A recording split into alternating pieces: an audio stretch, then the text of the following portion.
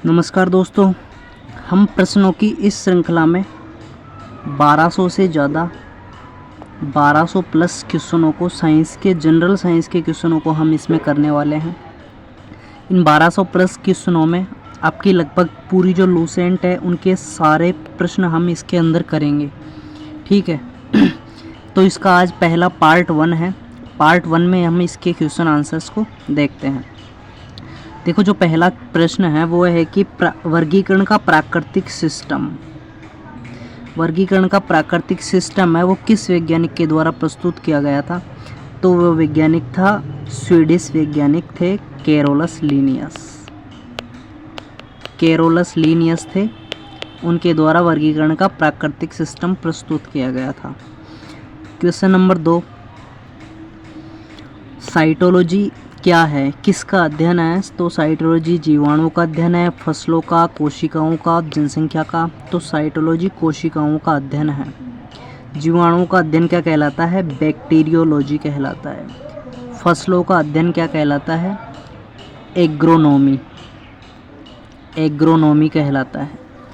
जनसंख्या का अध्ययन क्या कहलाता है, जनसंख्या का अध्ययन कहलाता है डेमोग्राफी। क्वेश्चन नंबर 3, कोशिका के बारे में निम्न में से कौन सा कथन सही नहीं है। तो देखो, कोशिकाओं के आकार और आमाप विशिष्ट कार्य से संबंधित होते हैं, ये तो सही है। कोशिका का जो आकार आमाप होता है वो अलग अलग कार्यों से संबंधित होते हैं, ठीक है। कुछ कोशिकाओं के बदलते आकार होते हैं, जी हाँ सही है। कुछ कोशिकाएं होती है वो अपने आकार को बदलती है, जैसे अमीबा हो गया। अमीबा एक कोशिकीय जीव है, वो अपने आकार को है वो बदलता रहता है। इसके अलावा और भी कई कोशिकाएं जो अपना आकार बदलती है। प्रत्येक कोशिका में निष्पादन की अपनी क्षमता होती है, ये भी सही है कि प्रत्येक कोशिका होती है उसका कार्य अलग अलग होता है, जैसे कि उसकी अपनी अपनी कैपेसिटी अलग अलग होती है। कोई जल्दी निष्पादन कर लेती है, कोई जल्दी निष्पादन नहीं कर पाती है। डी, सभी देह ऊतकों में एक ही प्रकार की कोशिकाएं पाई जाती है, ये गलत है, ठीक है। तो इस हिसाब से हमारा ऑप्शन है वो नहीं है, तो वो नेगेटिव देखना है अपन को। तो ये वाला जो नेगेटिव था ये इसका आंसर यहाँ पर हो जाएगा, ठीक है। तो सभी ऊतकों में एक ही प्रकार की कोशिकाएं नहीं होती है, अलग अलग तरीके की कोशिकाएं होती है। अगले देखो, कोशिका का जीवित अंश जीवद्रव्य यानी प्रोटोप्लाज्म कहलाता है, ये किससे बना होता है। तो जीवद्रव्य होता है किससे। देखो, जो कोशिका होती है ये कोशिका है, कोशिका के अंदर कोशिका द्रव्य भरा हुआ है। इसके बाद में केंद्रक है, केंद्रक के अंदर केंद्रक द्रव्य भरा हुआ है। तो ये जो जीव द्रव्य है ये पूरा का पूरा मिलकर यहाँ तक का जो सारी चीज़ें हैं ना, ये सारा जीव द्रव्य है, जिसके अंदर केंद्रक भी आ गया, केंद्रक का द्रव्य भी आ गया, कोशिका का द्रव्य भी आ गया। तो जीव द्रव्य वास्तव में क्या है कि जो कोशिका द्रव्य है और केंद्रक द्रव्य है और अन्य जो कोशिकांग है, यहाँ पर और भी बहुत सारे कोशिकांग होंगे, तारककाय, माइटोकॉन्ड्रिया आदि, तो वो सारे मिलकर जीव द्रव्य बनाते हैं, ठीक है। तो कोशिका द्रव्य, केंद्रक द्रव्य और अन्य कोशिकांग। 80% से अधिक शेल कोशिका में पाया जाने वाला पदार्थ क्या है। तो 80% से ज़्यादा पाया जाता है जल। निम्न में से किसको कोशिका का पावर प्लांट भी कहते हैं। तो देखो, जो कोशिका का जो पावर प्लांट है वो कहते हैं माइटोकॉन्ड्रिया को, ठीक है। तो माइटोकॉन्ड्रिया क्या करता है, बेसिकली ये जो भोजन होता है, भोजन से ऊर्जा बनाने का काम करता है एटीपी के रूप में, ठीक है। इसलिए माइटोकॉन्ड्रिया को कोशिका का पावर हाउस या पावर प्लांट भी कहते हैं। क्वेश्चन नंबर 7, कोशिका में केंद्रक के अलावा किस कोशिकांग में डीएनए होता है। तो देखो, जो माइटोकॉन्ड्रिया होता है ना, उसमें अपना खुद का डीएनए होता है। माइटोकॉन्ड्रिया होता है एक डीएनए, तो जैसे कोशिका है, कोशिका का केंद्रक है, केंद्रक के अंदर तो डीएनए होता ही है, ठीक है। इसके अलावा यहाँ पर एक माइटोकॉन्ड्रिया होता है, माइटोकॉन्ड्रिया इसके अंदर भी अपना खुद का डीएनए होता है, ठीक है। यानी कि केंद्र के बाहर एक डीएनए यहाँ पर भी होता है। 8वां क्वेश्चन है, न्यूक्लियस के बाहर डीएनए कहाँ मिलता है। तो देखो, न्यूक्लियस मतलब बताया था मैंने केंद्रक, इसके बाहर जो डीएनए मिलता है वो कहाँ मिलता है, माइटोकॉन्ड्रिया में, ठीक है। क्वेश्चन नंबर 9, निम्न में से कोशिका अंगों में से कौन सा एक अर्धपारगम्य है। तो देखो, अर्धपारगम्य कौन सा है इसके अंदर, वो अर्धपारगम्य है कोशिका झिल्ली। जी हाँ दोस्तों, कोशिका झिल्ली ये अपने अंदर कुछ पदार्थों को आने देती है और कुछ पदार्थों को जाने देती है, सभी पदार्थों को नहीं आने देती है, ठीक है। सभी पदार्थ इसके अंदर नहीं जा सकते, कुछ चुने हुए पदार्थ, इसलिए इसको चयनात्मक पारगम्य झिल्ली कहते हैं। क्वेश्चन नंबर 10, आनुवंशिक यूनिट अर्थात जीन क्या होते हैं? जीन क्या होते हैं? जीन होते हैं, जीन कहाँ पर होते हैं? तो देखो जो गुणसूत्र होते हैं ना, जो गुणसूत्र होते हैं, ये गुणसूत्र होते हैं इस तरीके से बंधे होते हैं, तो ये गुणसूत्रों पर यहाँ पर जीन पाए जाते हैं, यहाँ पर जीन होता है, ठीक है। तो ये गुणसूत्रों पर होता है। डीएनए की द्विसूत्री संरचना का पता लगाया था, तो डीएनए की जो डबल हेलिकल संरचना थी, उस डबल हेलिकल संरचना का वाटसन और किर्क ने पता लगाया था। डीएनए के 2 स्टैंड बंधे होते हैं। डीएनए के 2 स्टैंड किससे बंधे होते हैं? ये बंधे होते हैं हाइड्रोजन बॉन्ड से, ठीक है, हाइड्रोजन बॉन्ड से। एडेनिन होता है वो तो थाइमिन से बंधा होता है डबल बॉन्ड से, और जो ग्वानिन होता है वो साइटोसिन से बंधा होता है ट्रिपल बॉन्ड से। आरएनए में क्या होता है? थाइमिन की जगह मिलता है यूरेसिल। बस। क्वेश्चन नंबर 11, डीएनए की द्विसूत्री संरचना का पता लगाया था, तो ये तो वाटसन क्रिक ने, हाँ ये हो ही गया। क्वेश्चन नंबर 13, प्रयोगशाला में सर्वप्रथम डीएनए का संश्लेषण किया था। प्रयोगशाला में सबसे पहले बनाया था खुराना ने, हरगोविंद खुराना ने प्रयोगशाला में डीएनए को सबसे पहले बनाया था, और इसके लिए उनको नोबेल पुरस्कार भी मिला था, ठीक है। डीएनए अंगुली छाप का प्रयोग किसकी पहचान के लिए किया जाता है? माता पिता की, बलात्कारी, चोर, उपयुक्त सभी। तो उपयुक्त सभी की पहचान के लिए डीएनए अंगुली छाप का प्रयोग किया जाता है। क्वेश्चन नंबर 15, पुरुष में पुरुषत्व के लिए कौन सा गुणसूत्री संयोजन उत्तरदायी है? तो देखो पुरुष होने के लिए जो एक्स गुणसूत्र है वो तो महिला से आता है, और जो वाई गुणसूत्र होता है वो पुरुष से आता है, तब जाकर ये पुरुष होता है, और एक्स एक्स होता है तो वो महिला होती है, ठीक है। तो इसके अंदर ऑप्शन नंबर हो जाएगा डी। क्वेश्चन नंबर 16, मनुष्य में कौन से क्रोमोसोम के मिलने से बालक का जन्म होगा? तो देखो बालक के जन्म के लिए मैंने बताया था पुरुष का तो एक्स होना चाहिए, महिला का एक्स होना चाहिए और पुरुष का वाई होना चाहिए, ठीक है। तो एक्स और वाई, तो पुरुष का एक्स और स्त्री का वाई, ठीक है। तो ये मिलकर बालक का जन्म करते हैं। विषाणु में निम्न में से कौन सी एक विशेषता नहीं होती है? तो देखो विषाणु में डीएनए आरएनए की मौजूदगी, देख कुछ भी हो सकता है, डीएनए भी हो सकता है, आरएनए भी हो सकता है। परपोषी कोशिका के भीतर प्रजनन, जो होस्ट सेल होती है, परपोषी कोशिका होती है, उसके अंदर जाकर ही ये प्रजनन करता है। जब ये बाहर होता है तब ये निर्जीव की तरह होता है, लेकिन जैसे ही किसी के शरीर के अंदर ये चला जाता है तो फिर ये परजीवी की तरह बिहेवियर करता है, ठीक है, उसके अंदर प्रजनन करने लगता है। स्वभाव से पूरी तरीके से परजीवी, हाँ सही है, परजीवी होता है, दूसरे को नुकसान ही पहुंचाता है। कोशिका भित्ति की मौजूदगी तो ये नहीं होती है इसके अंदर। इसके अंदर देखो सेल वॉल इसके अंदर नहीं होती है, ठीक है। आगे हम बात करें क्वेश्चन नंबर 18। क्वेश्चन नंबर 18 क्या है? ये सारे क्वेश्चन है ना दोस्तों, जितने भी सारे क्वेश्चन हैं किसी न किसी एग्जाम में पूछे गए हैं, ठीक है। और ये क्वेश्चन ऐसे हैं कि कभी पुराने नहीं होंगे, हमेशा ये क्वेश्चन नए रहते हैं, क्योंकि साइंस है कभी बदलती नहीं है, और ये क्वेश्चन बार बार हर प्रतियोगी परीक्षाओं में पूछे जाते हैं, ठीक है। क्वेश्चन नंबर 18 देखो, एड्स मानव प्रतिरक्षाहीनता विषाणु HIV के द्वारा होता है। जी हाँ, HIV है, इसके द्वारा होता है एड्स, ठीक है, एड्स होता है इसके द्वारा। जो क्या है? रेट्रोवायरस है, लेंटेवायरस है, आर्बोवायरस है, प्रतिरक्षा वायरस है। तो ये है रेट्रोवायरस। कैसे? देखो जो सामान्य वायरस होता है ना, वो तो क्या करता है, जैसे नॉर्मल जो क्रिया होती है वो क्या होती है कि डीएनए से बनता है आरएनए, डीएनए से है ना, नॉर्मली डीएनए से आरएनए बनता है, ठीक है। लेकिन ये काम करता है उल्टा, आरएनए से इसके अंदर जो एचआईवी होता है इसके अंदर होता है आरएनए, और ये क्या करता है अपनी डीएनए की एक प्रतिलिपि बना देता है, एक डीएनए बना देता है, आरएनए से बना देता है डीएनए, ठीक है। और ये जो डीएनए बनता है, ये डीएनए होस्ट सेल के जो डीएनए होता है ना होस्ट का, जिसके अंदर ये जाता है परपोसी, उस डीएनए के साथ में मिल जाता है, मैच हो जाता है, ठीक है, और फिर वहाँ पे फिर रोग उत्पन्न करता है। क्वेश्चन नंबर 19, जंतु में होने वाली फूट एंड माउथ रोग है किसके कारण होता है? तो फूट एंड माउथ रोग में क्या होता है कि जो पैर होते हैं और मुंह होता है, ठीक है, पैर और मुंह जो होता है उसके अंदर आ जाती है सूजन, ठीक है, सूजन आ जाती है। इसके अलावा वहाँ पर पपड़ी सी जमने लग जाती है, पपड़ियों जानवरों में नहीं जमती क्या पपड़ियाँ, तो वो जमने लग जाती है। तो ये किसके कारण होता है? ये होता है विषाणु के कारण, वायरस के कारण होता है। इबोला क्या है? इबोला एक प्रकार का वायरस है, इसका नाम तो सुना ही होगा। क्वेश्चन नंबर 21, दूध को दही में जमने का कारण है, दूध के दही में जमने का कारण है लैक्टोबैसिलस जीवाणु। ठीक है, तो लैक्टोबैसिलस जीवाणु होता है दही में जमने का कारण है। फलीदार पादपों की जड़ों में उपस्थित गांठों में पाया जाने वाला नाइट्रोजन स्थिरीकरण जीवाणु है मर्तोपजीवी, पराश्रवी, सहजीवी, प्रोपोघटनी। तो देखो, जो नाइट्रोजन स्थिरीकरण जीवाणु जो होता है जो जड़ों में पाया जाता है, ये क्या करता है?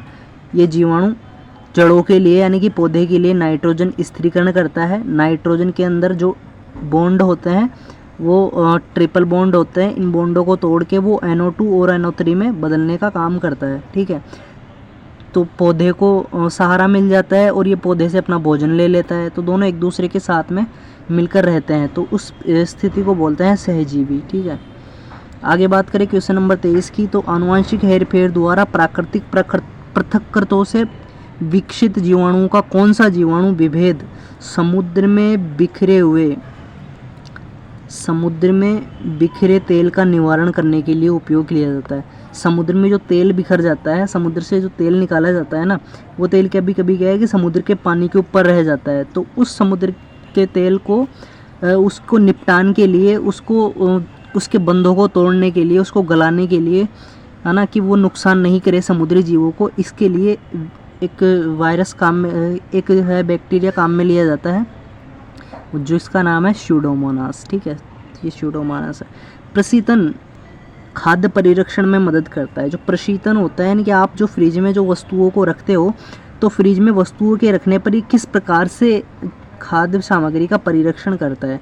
क्या जीवाणु को मारकर, जैव रासायनिक अभिक्रियाओं की दर को कम करके, एंजाइम क्रिया नष्ट कर, खाद्य पदार्थ को बर्फ की परत से ढककर?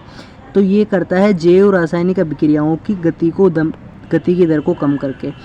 जो भी जीवाणु हैं खाद्य पदार्थ के आसपास, उन जीवाणुओं की जो गति है ना वो कम हो जाती है, उनके जो प्रजनन की दर है वो कम हो जाती है और वो धीरे धीरे नष्ट होते रहते हैं। जीवों के निम्न प्रकारों में से छत्रक यानी मशरूम किससे संबंधित है? तो देखो, जो मशरूम होता है ना, वो मशरूम संबंधित होता है कवक से। ठीक है, छत्रक मशरूम संबंधित होता है कवक से। सामान्य खाद्य छत्रक क्या होता है? जो खाद्य छत्रक होता है ना, जो खाया जाता है, यानी कि मशरूम, खाद्य छत्रक मशरूम खाई जाती है, तो वास्तव में क्या होता है? ये कवक तंतु, कवक जीवाणु का पुंज होता है। कवक तंतु का प्रकार, कसकर ठसाठस भरे कवक जाल अलैंगिक बीजाणु पैदा करने के लिए प्रयुक्त संरचना।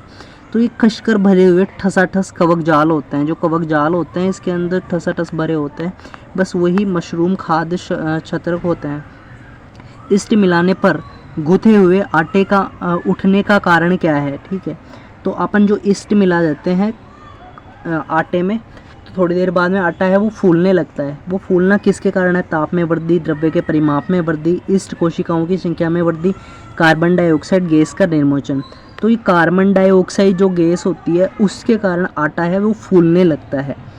ब्रेड बनाने के लिए इस्तेमाल आने वाला ईस्ट का एक क्या है? तो ईस्ट क्या होता है? ईस्ट होता है वो एक प्रकार का, ये होता है कुकुरमुत्ता। ठीक है, ईस्ट एक प्रकार का कुकुरमुत्ता होता है। निम्न में से किसे बडिंग मुकुलन के माध्यम से तैयार किया जाता है? Plasmodium amoeba, east paramecium. तो मुकुलन क्या होता है कि जैसे कोई भी पौधा हो गया है, फिर ठीक है, वो पौधा हो क्या होता है कि जो पौधा होता है उसका जो एक भाग है ना वो धीरे धीरे ग्रो करता है और ये धीरे धीरे यहाँ से टूटकर अलग हो जाता है। ठीक है, तो वो टूट के वहाँ से अलग हो जाता है, यानी कि उनकी संख्या है वो लगातार ऐसे बढ़ती रहती है, तो उसको बोलते हैं ईस्ट। मुकुलन किस में होता है? ईस्ट के अंदर होता है मुकुलन। प्रतिजैविक औषधि पेनिसिलिन प्राप्त की जाती है, तो पेनिसिलिन है वो किससे प्राप्त होती है? पेनिसिलिन प्राप्त होती है कवक से, यानी कि फंगस से। ठीक है, एफ्लाविस किससे बनते हैं? तो एफ्लाविन्स कवक से बनते हैं, एफ्लाविस। आगे बात करें दोस्तों क्वेश्चन नंबर 32 की, खुजली का रोग स्कैबिज ये किसका कारण है? देखो, जो दाद खाज खुजली होती है, वो दाद खाज खुजली किसके कारण होती है? वो कारण होती है कवकों के कारण। खुजली होती है वो किसके कारण होती है? कवकों के कारण। तो स्कैबिज भी किसके कारण हो जाएगा? कवक के कारण। लाइकेन जो एक नग्न चट्टान पर भी पारिस्थितिक अनुक्रम को प्रारंभ करने में सक्षम है। वास्तव में किसके सहजीवी साहचर्य हैं? देखो जो लाइकेन होता है ना, लाइकेन, पहली बात तो ये लाइकेन है ना प्रदूषक के अच्छे सूचक होते हैं, यानी कि प्रदूषण वाले स्थानों पर लाइकेन है वो उगते नहीं है, प्रदूषण वाले स्थानों पर नहीं उगते हैं ये, ठीक है। दूसरी बात जो पारिस्थितिकी अनुक्रम की यहाँ पर बात आई है, यानी कि एक ऐसी चट्टान है जो मान लो ज्वालामुखी या फिर किसी भी प्राकृतिक आपदा के कारण वहाँ के सारे पेड़ पौधे जीव जंतु सब कुछ नष्ट हो गए, सिर्फ चट्टान बची है खाली, तो चट्टानों पर जो सबसे पहले उगते हैं ना, सबसे पहले उगते हैं वहाँ पर लाइकेन, ठीक है। तो लाइकेन जीवन प्रारंभ करने के लिए जो जरूरी जीव होता है ना वो होता है लाइकेन। और लाइकेन किससे मिलकर बना होता है? लाइकेन बना होता है शैवाल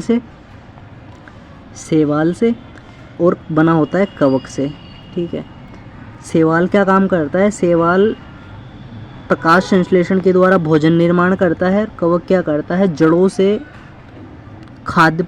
से जो जल होता है, खनिज लवण होता है ना, उसको पूरे पेड़ तक पहुंचाते हैं, नीचे से ऊपर तक। और शैवाल होते हैं, ये शैवाल हरे पत्तियों से मतलब शैवाल होते हैं, ये प्रकाश संश्लेषण द्वारा भोजन बनाकर कवकों को और पूरे पौधे को पहुंचाते हैं। तो ये दोनों मिलकर आपस में लाइकेन बनाते हैं, जो इनका सहजीवी साहचर्य है। तो ये ऑप्शन नंबर हो जाएगा बी, कवक और शैवाल और कवक। चट्टानी स्तरों पर लाइकेन विकास को क्या कहते हैं? तो चट्टानी स्तरों पर जो लाइकेन विकास होता है चट्टानों पर, ये देखो यहाँ पर जो अपन ने पढ़ा है ना, पारिस्थितिक अनुक्रम चट्टान पर शुरू कर सकता है, ठीक है। तो यहाँ पर लाइकेन है, इसके विकास को कहते हैं यहाँ पर सेक्सिकोल्स, ठीक है। तो सेक्सिकोल्स कहते हैं।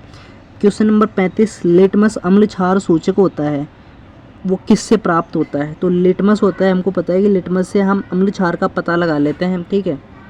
नीले से लाल हो जाता है तो वो अम्ल होता है, लाल से नीला होता है तो वो क्षार होता है, तो ये पता लगाते हैं लाइकेन से। तो लिटमस किससे बनता है? लाइकेन से बनता है।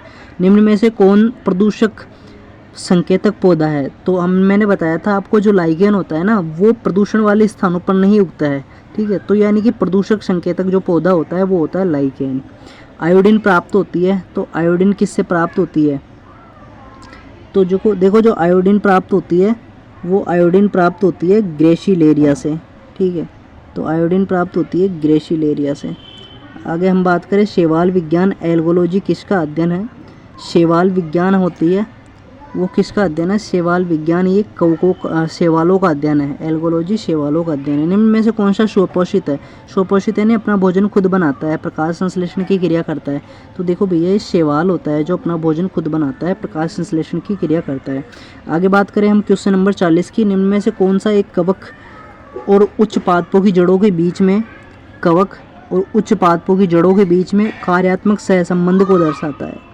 तो ये होता है कवक और उच्च पादपों की जड़ों के बीच में जो संबंध होता है ना वो कहलाता है माइकोराइजा, और ये भी एक प्रकार का सहजीवी संबंध है। सहजीवी अपन ने कौन कौन से पढ़े हैं? देखो नाइट्रोजन स्थिरीकरण करने वाले जो जीवाणु होते हैं, ठीक है, वो पादपों की जड़ों के साथ में होते हैं। इसके अलावा पादपों की जड़ों के साथ में कवक होते हैं, ठीक है, ये माइकोराइजा होते हैं। इसके अलावा शैवाल और कवक होते हैं, ठीक है, कवक होते हैं। ये भी एक प्रकार का सहजीवी संबंध होता है, इसको लाइकेन कहते हैं। अगला प्रश्न है क्वेश्चन नंबर 41, संसार में सबसे तेज बढ़ने वाला पौधा है? तो संसार में सबसे तेज बढ़ने वाला जो पौधा है वो होता है बांस, ठीक है। किस फसल में एजोला और एनोबीना जैव उर्वरक का उपयोग किया जाता है? एजोला और एनाबीना जो जैव उर्वरक होते हैं ना इसका उपयोग किया जाता है। तो देखो ये जो एजोला और एनाबीना होता है ना, एनाबीना, ये जैविक खाद होते हैं, जीवों से प्राप्त हुई खाद होते हैं। और इसका उपयोग किस फसल में किया जाता है? ज़्यादातर इसका फसल किया जाता है चावल में। अगला है चिलगोचा निम्न में से किस प्रजाति के बीज से प्राप्त होता है? तो जो चिलगोचा प्राप्त होता है ना वो चिलगोचा प्राप्त होता है पाइन से। चिलगोचा प्राप्त होता है पाइन के पौधे से प्राप्त होता है। सबसे लंबा जीवित वृक्ष है, सबसे लंबा जो जीवित वृक्ष है वो है शिकुआ। जो शिकुआ वृक्ष होता है ये सबसे लंबा जीवित वृक्ष है। और सबसे तेज गति से बढ़ने वाला वृक्ष है वो बांस होता है। निम्न में से किसे जैविक खाद के रूप में प्रयुक्त किया जाता है? नीम, एजोला, यूरिया, पोटेशियम। देखो हमने पढ़ा था एजोला और एनाबीना भी पढ़ा था जैविक खाद के रूप में, तो एजोला को काम में लिया जाता है। जलीय फर्न जिसे जैव उर्वरक के रूप में प्रयुक्त किया जाता है वह क्या है? तो जलीय फर्न जिसको जैव उर्वरक के रूप में काम में लिया जाता है। देखो जैव उर्वरक आ गए, जैविक खाद आ गई, एजोला और एनाबीना जहाँ पे भी दिख जाए इनमें ये ऑप्शन सही होंगे। दालें पादपों के किस कुल से प्राप्त होती है? जो दाल होती है तो वो दाल किस कुल से प्राप्त होती है? तो लिलिएसी, साइकेडेसी, लेगुमिनेसी, कवक। तो ये लेगुमिनेसी कुल के अंदर जितनी भी दालें होती है वो लेगुमिनेसी कुल में आती है। ठीक है, आगे हम बात करें क्वेश्चन नंबर 48, निम्न में से क्या तने का रूपांतरण नहीं है? क्या तने का रूपांतरण नहीं है? तो देखो जो प्याज का बल्ब होता है ये तो तने का रूपांतरण होता है। अरबी का जो घनकंद होता है ये भी तने का रूपांतरण होता है। शकरकंद का कंद ये तने का रूपांतरण नहीं होता है। आलू का कंद ये भी तने का रूपांतरण होता है। आलू किसका संशोधित रूप है? आलू मैंने बताया कि अभी किसका संशोधित रूप है? तने का। ठीक है, तने का रूपांतरण होता है आलू। ठीक है, अगला क्वेश्चन है लास्ट क्वेश्चन, निम्न में से कौन सा रूपांतरित तना है? तने से रूपांतरित होकर बनता है कौन? आलू। ठीक है, आलू। तो ये आज हमने पढ़े हैं जनरल साइंस के बायोलॉजी के कुल 50 क्वेश्चन हमने पढ़े हैं और ये श्रृंखला आपकी चलती रहेगी 50-50 क्वेश्चनों की श्रृंखला। और जो लूसेंट के अंदर जितने भी क्वेश्चन है, ठीक है, लूसेंट में जितने भी क्वेश्चन हैं तीनों सब्जेक्ट के, कौन कौन सी के? बायो के, केमिस्ट्री के और फिजिक्स के, इन सारे क्वेश्चनों को मैं यूट्यूब पर करवाने वाला हूँ। ठीक है दोस्तों, तो आप चैनल को सब्सक्राइब कर लेना और बेल आइकन को प्रेस कर लेना। ठीक है, तो आपको सारी जानकारी इसके अंदर मिलती रहेगी, तो आप चैनल को सब्सक्राइब कर ले प्लीज़। और वीडियो अच्छा लगा तो वीडियो को आप लाइक कर दें। मिलते हैं अगले वीडियो में। Thank you. जय हिंद, जय भारत।